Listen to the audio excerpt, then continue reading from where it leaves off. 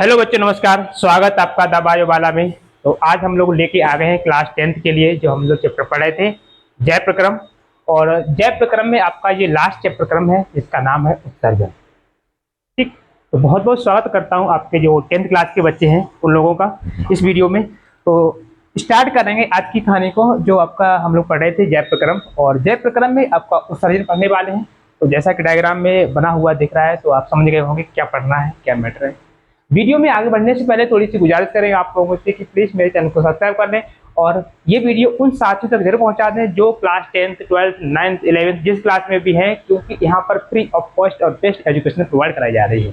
ठीक, और मेरा द्वारा ये लगाया हुआ एफर्ट आपको पसंद आ रहा है तो वीडियो को लाइक और कमेंट करके ही जाएं। ठीक, आशा करेंगे इतना काम आप करेंगे। और स्टार्ट करेंगे आज की जर्नी को हम लोग। तो पहले जानेंगे हम लोग जो उत्सर्जन होता है उसे कहते क्या, परिभाषा है, उत्सर्जन होता क्या है। ठीक, और कौन कौन उत्सर्जित पदार्थ होते हैं हमारी बॉडी में जो बनते हैं। बेटा स्टार्ट करेंगे आपकी कहानी को। तो मैं थोड़ा सा बताऊंगा आप लोगों के लिए। क्लास 10th में आप लोग आ गए हो तो जैसा आपने स्टार्टिंग की थी आपकी जय प्रक्रम की, तो मैंने आपको 4 प्रक्रम बताए थे, वेरी वेरी इंपॉर्टेंट होते हैं, मतलब इसेंशियल होते हैं हमारी लाइफ के लिए, बहुत जरूरी होते हैं। अगर ये नहीं होगे तो इनके बिना लाइफ पॉसिबल नहीं है। क्योंकि जिनमें नाम हम सबसे पहले पढ़ता है पोषण। ठीक है, सबसे पहले जो पढ़ता है पोषण आता है। इसके बाद में सेकंड नंबर पर आता है आपका श्वसन, ठीक है, रेस्पिरेशन। और थर्ड नंबर पर आता है ट्रांसपोर्टेशन यानी परिवहन। और इसके बाद आता है एक्सक्रिएशन यानी आपका जो आता है उत्सर्जन। ठीक है, फोर्थ नंबर पर। तो ये आपका जो है लास्ट जो है आपका लास्ट उत्सर्जन है। तो उत्सर्जन, सबसे पहले उत्सर्जन होता क्या उसे जानेंगे। ठीक, परिभाषा लिखेंगे उत्सर्जन क्या होता है। ठीक, तो आप यहाँ पर लिखेंगे परिभाषा।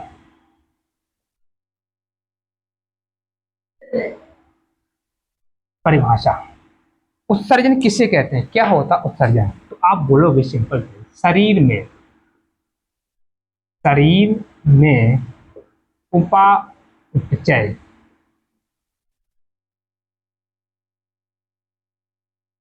उपापचय के समय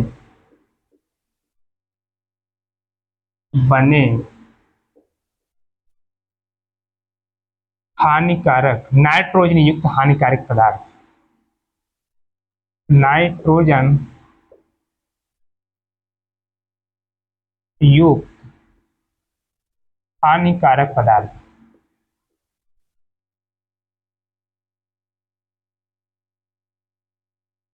हानिकारक पदार्थ, पदार्थों जैसे, अब कौन कौन से पदार्थ हैं जैसे, तो बात करेंगे यूरिया, कॉमा यूरिक अम्ल,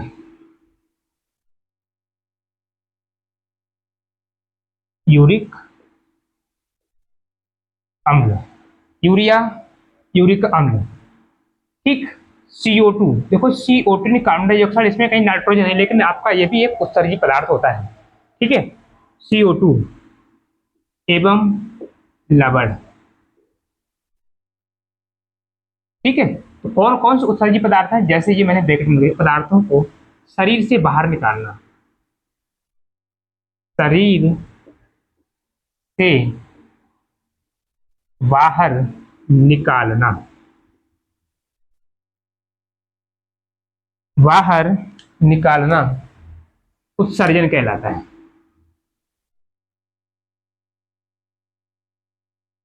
उत्सर्जन कहलाता है।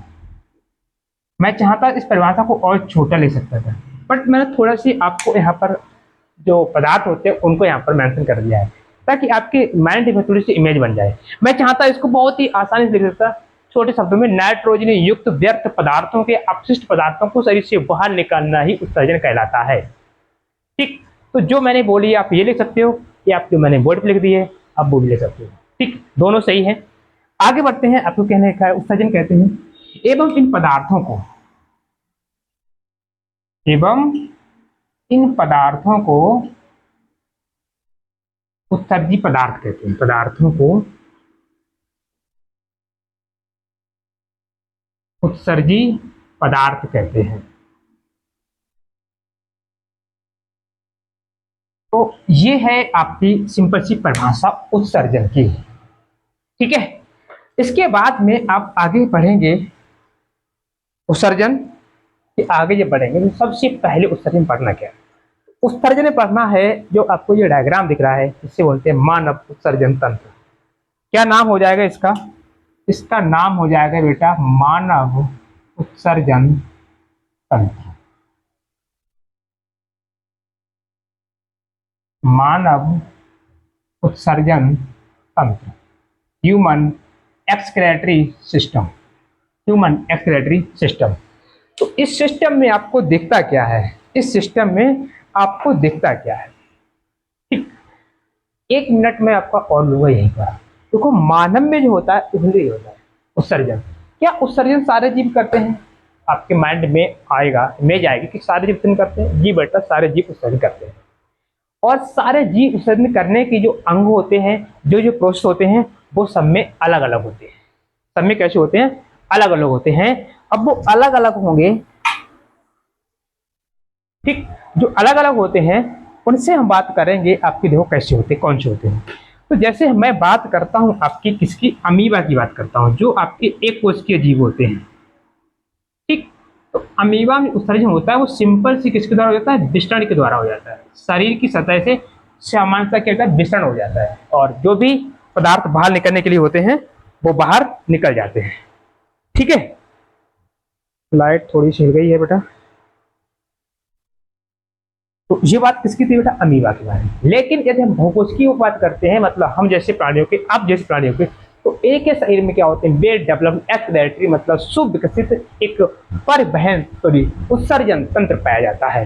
ठीक, तो इस उत्सर्जन तंत्र में होता क्या क्या है, एक बार नजर डालें इस डायग्राम पर और फिर इसके बारे में कंप्लीट लिख के आपको पूरा एक नोट्स देंगे, प्रोवाइड कराऊंगा। पूरे नोट्स में हैंड यहाँ पर लिखता जाऊंगा, आप स्क्रीनशॉट लीजिए या आराम से लिख जैसा भी वैसा भी सकते हो। ठीक है, तो एक बार देखेंगे इसको सिस्टम को क्या क्या होता है। तो मैं बात करूंगा इस सिस्टम में जो आपको इधर दिख रहा है रेड कलर की, ये होती है वृक्क धमनी। वृक्क धमनी होती है, और ये होती है वृक्क शिरा। क्या होती है? वृक्क शिरा।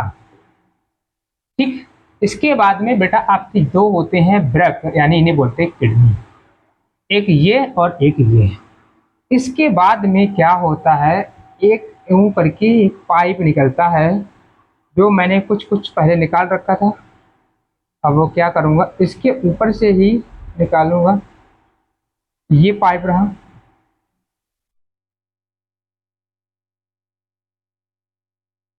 ये होता है आपका जिसे बोलते हैं यूरेटर, यानी मूत्र वाहिनी। ठीक है, इस तरह से सेम इसी प्रकार से दोनों में से निकलता है, इधर से भी निकलता और इधर से भी निकलता।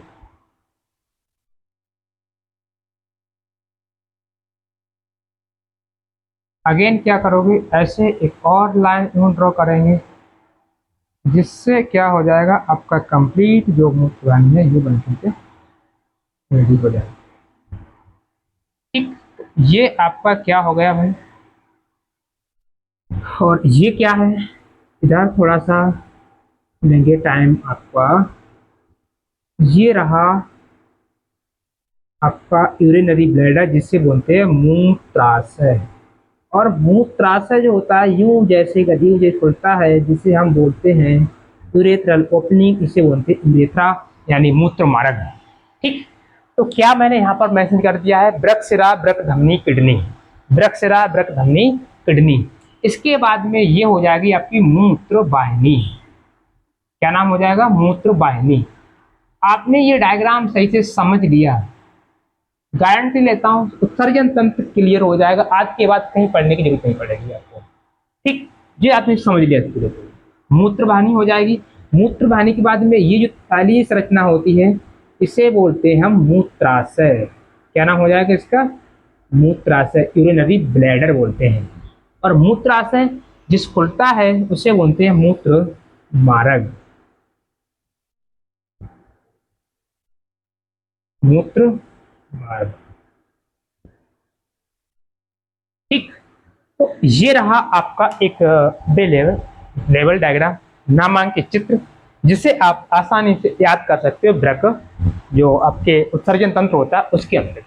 तो मानव उत्सर्जन तंत्र होता है किन किन से मिलकर बना होता है, कौन कौन से अंग इसमें पार्टिसिपेट करते हैं, कौन कौन से अंग होते हैं, तो बात करेंगे। सबसे पहले आपके क्या होते हैं, 2 किडनी होती हैं, 1 और 2। इसके बाद में क्या आपका मूत्रवाहिनी होती है, मूत्रवाहिनी के बाद मूत्राशय होता है, उसके बाद मूत्राशय सॉरी क्या होता है आपका मूत्र मार्ग होता है। आराम ध्यान रखेंगे, किडनी होती है, दो होते हैं आपके यूरेटर यानी मूत्रवाहिनी। मूत्रवाहिनी कहाँ खुलती है आपकी मूत्राशय में, एक होता है थैलीनुमा संरचना, और थैलीनुमा जो ओपन होता है खुलता है वो मूत्र मार्ग में खुलता है।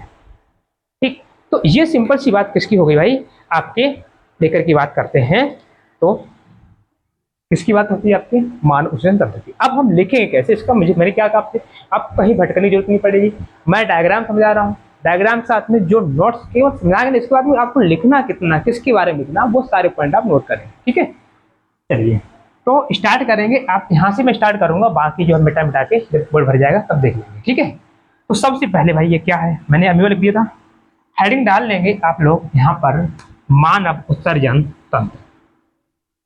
क्या लिखोगे, मानव उत्सर्जन तंत्र। मानव उत्सर्जन तंत्र, ह्यूमन एक्सक्रेटरी सिस्टम लिखना चाहो तो आप लिख सकते हो, आप लिख सकते हो। ठीक, तो हम बात करते हैं आपकी सामान्यतः मनुष्य का, क्या लिखेंगे, मनुष्य का उत्सर्जन तंत्र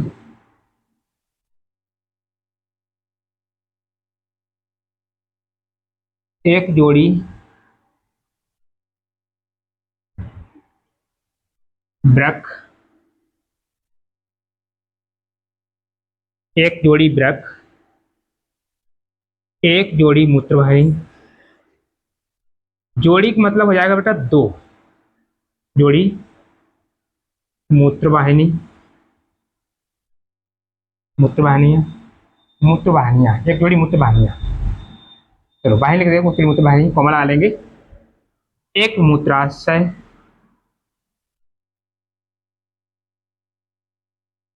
एक मूत्राशय एवं मूत्र मार्ग। अब मूत्र मार्ग भी एक है, ठीक है, मूत्र मार्ग से बना होता है, से बनता है। ठीक है, तो मैंने क्या लिख दिया, आपके मनुष्य का जो उत्सर्जन तंत्र होता है उसके होता है एक जोड़ी वृक्क, एक जोड़ी मूत्रवाहिनी, एक मूत्राशय और एक मूत्र मार्ग।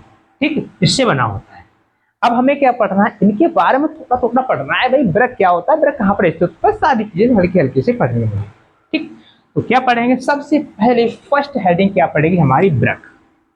यानी हम बात करेंगे बेटा किडनी की, इसे हम वृक्क बोलते हैं, किडनी बोलते हैं, गुर्दा बोलते हैं, जो आपको अच्छा लगे आप इसे बोल सकते हो, किडनी। ठीक है, तो किडनी लिख सकते हो, वृक्क लिख सकते हो, और क्या लिख सकते हो, गुर्दा लिख सकते हो। तो किडनी की बात करते हैं, ये क्या होते हैं, यह उत्सर्जन का मुख्य अंग होता है, यह उत्सर्जन तंत्र का मुख्य अंग है।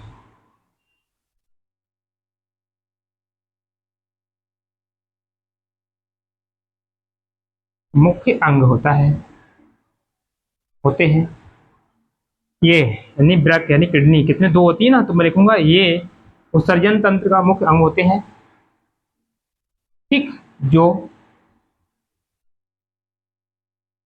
गुलाबी रंग के,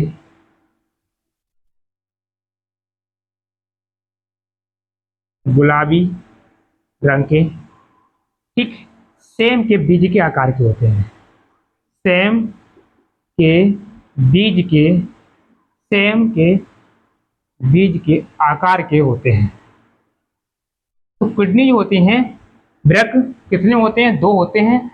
रंग होता है, कैसा होता है रंग, तो रंग की बात करते हैं गुलाबी होता है, और आकार जो होता है वो आपके जो राजमा जो बीन्स देखोगे सेम उसके बीज के आकार के होते हैं।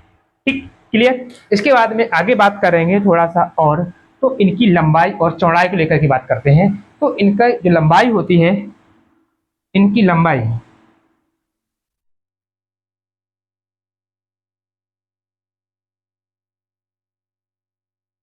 इनकी लंबाई 12 सेंटीमीटर, चौड़ाई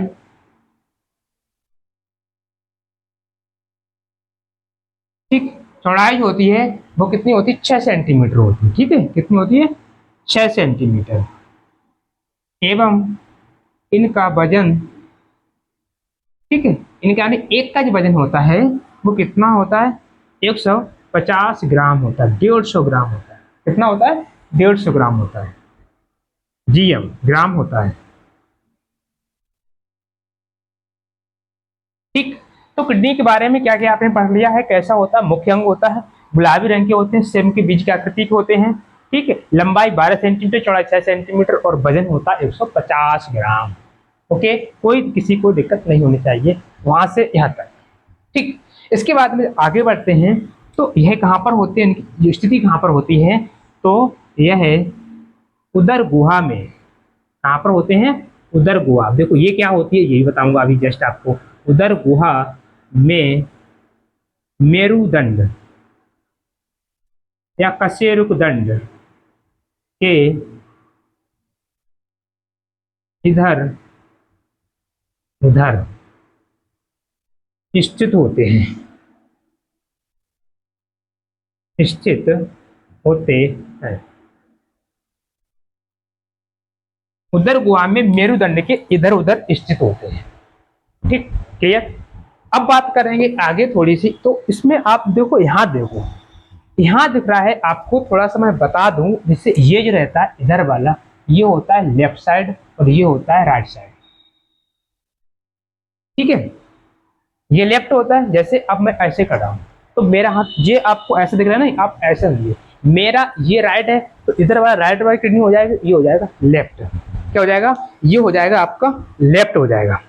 ठीक, अब होता क्या है, लेफ्ट साइड में क्या होता है, हमारा लीवर होता है। तो लीवर की वजह से क्या होती है, जो लेफ्ट वाली किडनी होती है वो इस किडनी से नीचे होती है। ठीक है, क्या लिखोगे यहाँ पर, बायां जो वृक होता है, बायां वृक के जो होता है वो दाएं वृक से कुछ ऊपर होता है, ऐसे लिख सकते हो, या लिखते हो दायां वृक बायां वृक से नीचे होता है। ठीक, तो मैं क्या लिखूंगा यहाँ पर कोई सा लिख देंगे आप, क्या राइट, यानी क्या लिखेंगे, दायां, दायां वृक बायां वृक के बायां वृक से कुछ, क्या लिखा मैंने, दायां जो है बायां से कुछ नीचे होता है, नीचे होता है।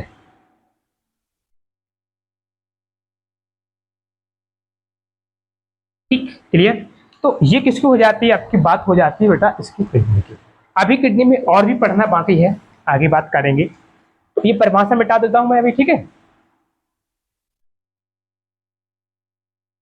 और भी लिखेंगे अभी किडनी बारे, की किडनी के बारे में लिखना है, बाकी ये तो छोटे छोटे जो टॉपिक है, इनमें कुछ नहीं, मैन किडनी से होता है, सब कुछ जो काम होता है वो किडनी से ही होता है।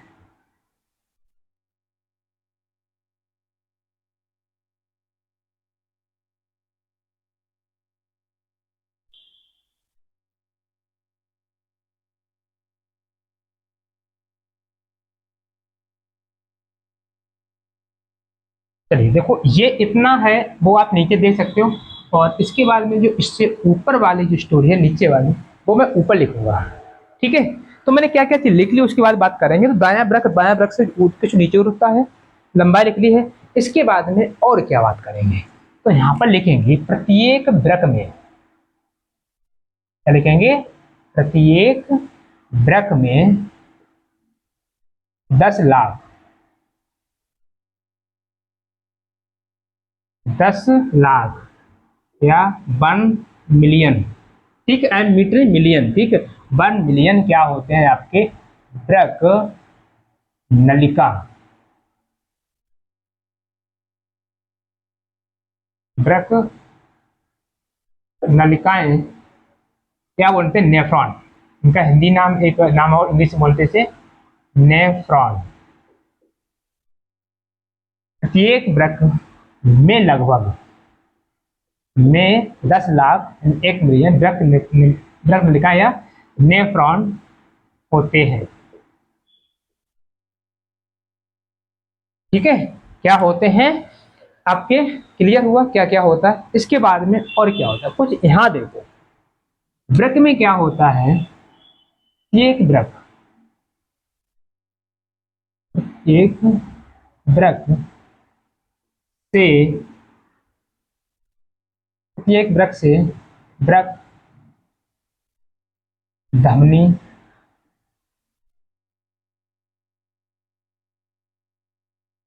जुड़ी होती है, जो इससे ऑक्सीजन, देखो धमनी है वो शुद्ध रक्त लेके आए, मतलब ऑक्सीजन वाला ब्लड लेके आती है, तो ऑक्सीजन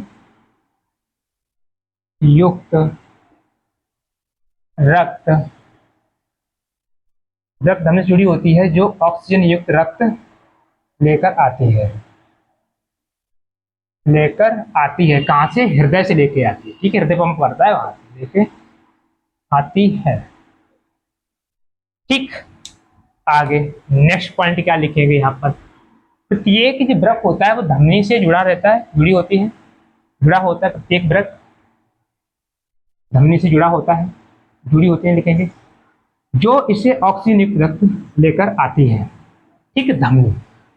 अब इसके बाद में क्या होता है, धमनी लेकर आती है ऑक्सीजन युक्त, अब इसमें ऑक्सीजन होने के साथ साथ भी क्या होता है, कुछ हानिकारक पदार्थ होते हैं, जैसे नाइट्रोजन युक्त, जैसे आपका यूरिया हो गया, ठीक है, यूरिक अम्ल हो गया, या आपको कुछ नाइट्रोजन, कुछ लवण हो गए, कुछ आयंस हो गए, अमोनियम आयंस वगैरह हो गए, इसके साथ में बाकी और भी होते हैं आपके, वो हो गए। तो इसके बाद इनको साथ में वो भी लेके आती, तो किडनी क्या करेगी, ऑक्सीजन युक्त लेके, ऑक्सीजन तो क्या करेगा अपनी, मतलब जो सेल एक्टिविटी करती, रेस्पिरेशन करता है वो होता है। ठीक, माइटोकॉन्ड्रिया में होता होगा। इसके बाद में क्या होता है, बाकी चीजें जो इसमें अशुद्धि इंप्योरिटी जो लेकर आ रही है उसको क्या करेगा, उससे छान देगा, और छानने के बाद में ब्लड को कश में दे देगा, वृक्क सिरा में दे देगा। तो मैं यहाँ पर अगला पॉइंट लिखेंगे, यहाँ से लेकर आती है, एवं और देखो प्रत्येक जो किडनी होती है, यानी वृक्क, यानी हर किडनी क्या होता है, किडनी एक किससे जुड़ी होती है, आपकी वृक्क सिरा से जुड़ी होती है, वृक्क सिरा से जुड़ी होती है, या प्रत्येक किडनी होती है, किडनी में जुड़ती आकर के वृक्क सिरा जुड़ी होती है, जो वृक्क से रक्त को पश्च महाधमनी में, पश्च महाशिरा, पश्च महाशिरा में भेजती है। अब देखो इस चीज को मैं डायग्राम समझा दें क्या मैटर है।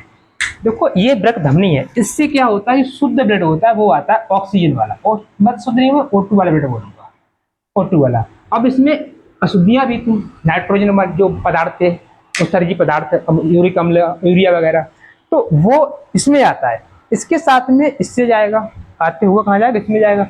अब ये क्या करेगी, उसमें से नाइट्रोजन ऑक्सीजन तो अपने यूज कर लेगी, नाइट्रोजन पदार्थों को निकाल लेगी, वहां से निकालने के बाद शेष जो ब्लड बचेगा वो कहाँ चला जाएगा, इसमें, इसके थ्रू ये बाहर भेज देता है, ये चला जाता है कहाँ पे, पश्च महाशिरा। जब आप हृदय पढ़ते हो तो नीचे वाले पश्च महाशिरा होती है उसमें, और हृदय पंप कर देता है किसके पास में, फेफड़ों के पास, और फेफड़ों से फिर आ जाता है ऑक्सीजन लेकर के, फिर ये कंटिन्यू चलती रहती है।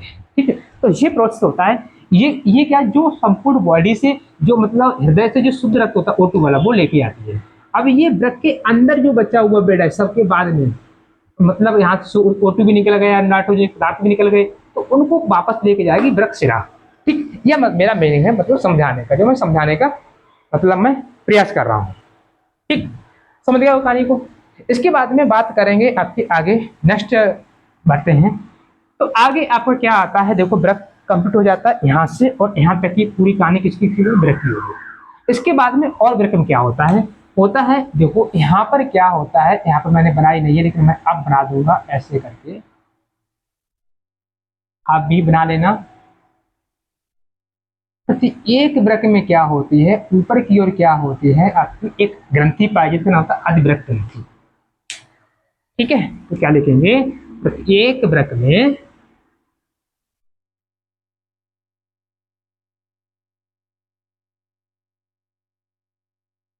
प्रत्येक वृक्क में ऊपर की ओर अधिवृक्क ग्रंथि पाई जाती है। अधिवृक्क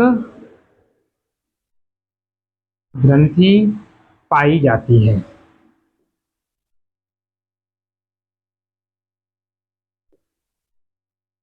ठीक, तो ये चीज आपकी हो गई वृक्क वाली। एक चीज मैंने आपको बताया, मैंने तो उधर गुहा होती है ना, उसे मैं समझाऊंगा। उधर गुहा, देखो हम सिंपल सी बात करते हैं, उधर गुहा बोलते हैं अबडोमिनल रीजन। जो हमारी बॉडी होती है, सेगमेंट बांटते हैं तो तीन भागों में बांटते हैं। देखो जो ऊपर वाला पार्ट होता है बच्ची भाग बोलते हैं, बच्चे से नीचे वाला जो भाग होता है जहाँ पर स्टमक जो पेट होता है, इसे बोलते हैं उदर गुहा, अबडोमिनल रीजन। और इससे नीचे वाला जो पार्ट होता है इसे बोलते हैं पेल्विक यानी श्रोणी रीजन, श्रोणी क्षेत्र। ठीक है, यानी बच्चे क्षेत्र और उदर गुहे क्षेत्र, और नीचे क्या रहा आपका पेल्विस रीजन, क्या बोलते हैं इसे, श्रोणी रीजन, श्रोणी क्षेत्र। तो ये तीन भाग होते हैं हमारी बॉडी के। तो यहाँ पर दूसरे भाग में होती है, ऊपर चलेंगे बच्चे में, तीसरे भाग में क्या है उदर गुहा, उसमें होते हैं। ठीक है, ओके, क्लियर हुआ होगा ये सारी बातें आपकी किडनी के बारे में। किडनी के बाद में आपका अगला आता है मूत्र वाहिनी। तो मूत्र वाहिनी को मैं खत्म करूंगा जस्ट अभी, इसे तो हटा देंगे।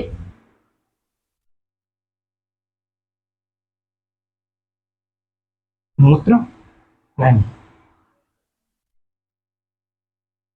देखो मूत्र वाहिनी क्या होती है, क्या करती है मूत्र वाहिनी, तो समझेंगे भाई। मूत्र वाहिनी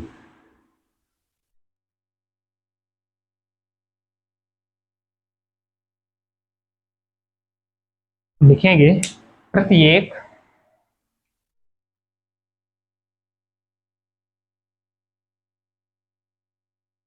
वृक्क के इस भाग से, अंदर भाग में, अंदर से एक एक एक एक इधर से एक इधर से, एक एक क्या होता है आपका, क्या रहता है आपकी जो अंदर भाग होता है, एक एक क्या होती है आपकी मूत्र वाहिनी निकलती है, मूत्र वाहिनी निकलती है। ठीक, जो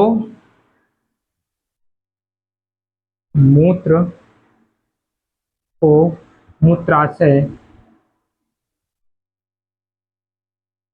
में ले जाती है,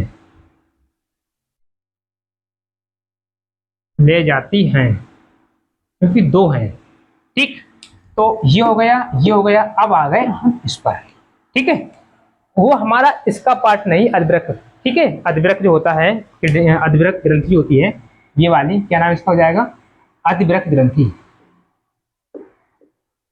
बस जब हम किडनी बनाते हैं तो उस टाइम पर इसका पढ़ लेते हैं, पढ़ लिया जाता है। ठीक है, इससे ज्यादा कोई, अधिवृक्क ग्रंथि है ये हार्मोन से निकालती है, एक अंतःस्रावी ग्रंथि होती है। ठीक है, बट हमें यहाँ नहीं पढ़ना है। तो इसके बाद में क्या आ जाएगा आपका, ये हो गया। नीचे आ जाता है कि आपका मूत्राशय,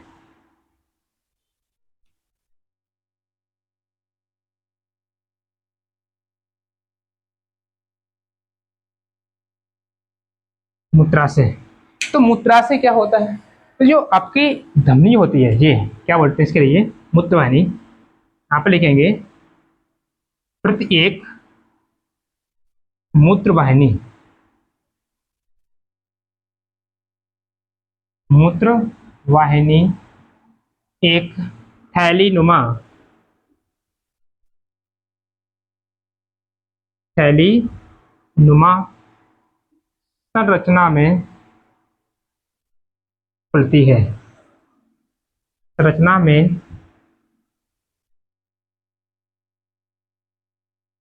खुलती है। उसे क्या कहते हैं, मूत्राशय कहते हैं। मूत्राशय कहते हैं। ये क्या करता है, ये यूरिन को इकट्ठा करता है, स्टोर करता है। ठीक है, क्या लिखेंगे, जो जहां यूरिन यानी बोले तो मूत्र स्टोर यानी संग्रहित रहता है, और जब ये भर जाता है तब इसी से एक सिग्नल जाता है ब्रेन के लिए कि हाँ ये भर गया, अब इसे खाली कर दो। ठीक है, तब टॉयलेट आती है, संग्रहित रहता है। ठीक, तो इसके बाद में मूत्राशय का अगला क्या नीचे लिखा था, मूत्र मार्ग, उसको भी खत्म कर देंगे, इसके बारे में समझाएंगे तुम्हें। मूत्र मार्ग, तो मूत्र मार्ग क्या होता है, मूत्र मार्ग जो मूत्राशय होता है वो बाहर कुछ पड़ता है उसे बोलते हैं। जो लिखा हुआ है वहां पर मूत्राशय, मूत्राशय बाहर की ओर मूत्र मार्ग में खुलता है, मूत्र मार्ग में खुलता है। ठीक है, तो बेटा ये रहा आपका एक पूरा सिस्टम, और बोर्ड परीक्षा के लिए मोस्ट इंपोर्टेंट लगा लीजिए कि हर साल आपको क्वेश्चन कहीं ना कहीं इससे मिल ही जाता है। ठीक है, यानी ये सिस्टम जो है आपको पढ़ने हैं, पहले पाचन तंत्र पढ़ना है, दूसरा श्वसन तंत्र, तीसरा आपका परिवहन तंत्र, परिसंचरण तंत्र, और चौथा उत्सर्जन तंत्र।